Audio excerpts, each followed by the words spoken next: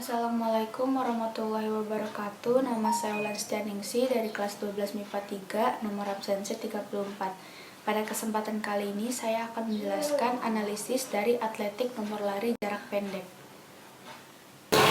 Lari jarak pendek atau yang biasa disebut sprint atau lari cepat biasanya menempuh jarak 100 meter, 200 meter, dan 400 meter.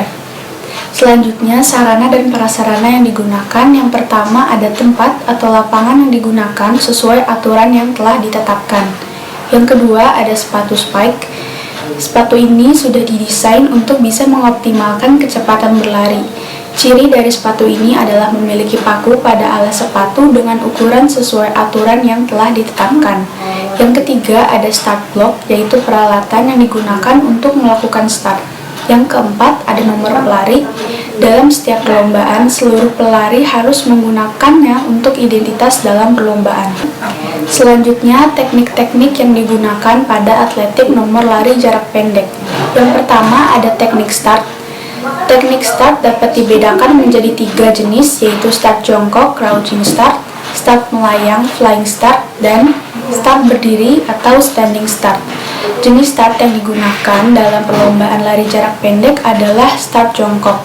Adapun start jongkok dibedakan menjadi 3 jenis, yaitu start pendek, start menengah, dan start panjang. Yang pertama ada start pendek atau bounce start. Jika seorang pelari memiliki kaki pendek atau tidak begitu panjang, biasanya akan menggunakan start pendek. Yang kedua ada start menengah atau medium start. Apabila seorang pelari memiliki kaki yang agak panjang, teknik start yang cocok digunakan adalah start menengah. Yang ketiga ada start panjang atau long start.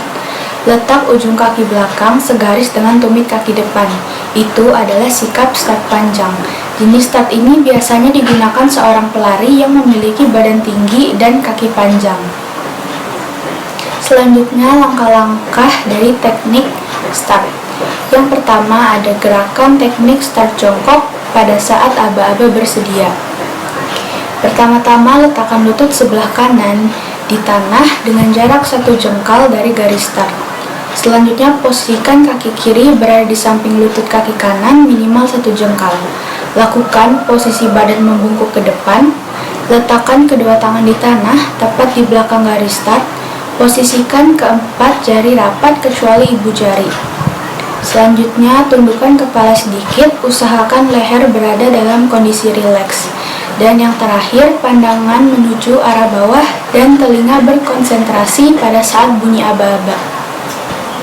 Yang kedua, gerakan teknik start jongkok saat aba-aba siap.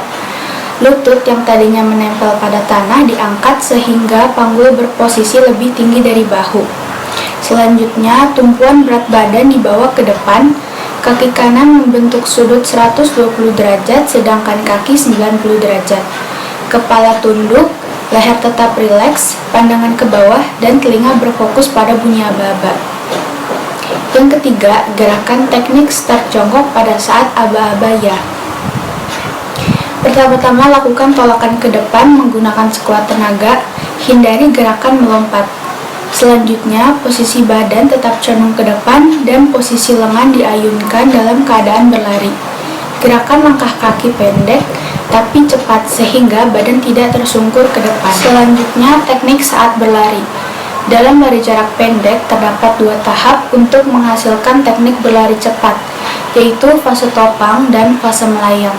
Fase topang bertujuan untuk memperkecil hambatan saat menyentuh tanah dan memaksimalkan dorongan ke depan. Fase topang terdiri dari topang depan dan topang dorong.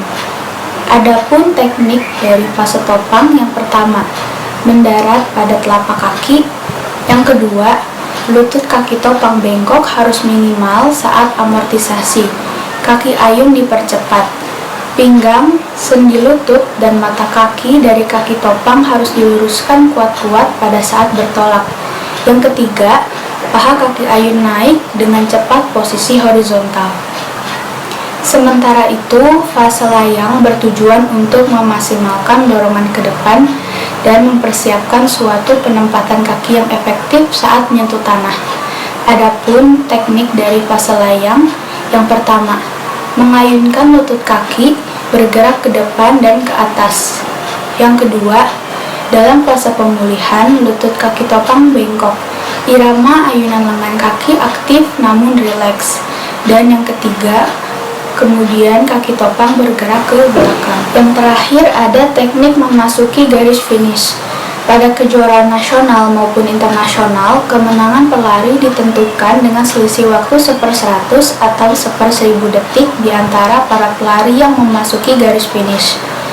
Pelari yang apabila bagian-bagian tubuhnya sudah dalam bidang vertikal dari sisi terdekat garis finish, maka ia dikatakan sudah berhasil masuk finish, sesuai dengan peraturan dan garis yang telah disediakan.